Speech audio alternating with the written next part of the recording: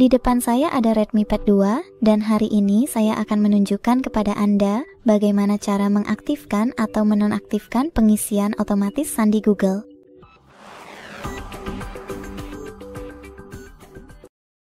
Pertama-tama masuk ke pengaturan dan gulir ke bawah sampai menemukan Google. Lalu ketuk semua layanan dan gulir lagi untuk memilih Isi Otomatis dengan Google di sini.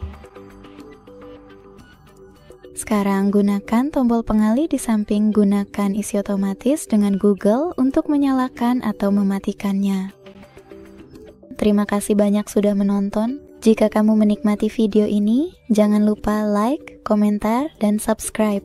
Sampai jumpa.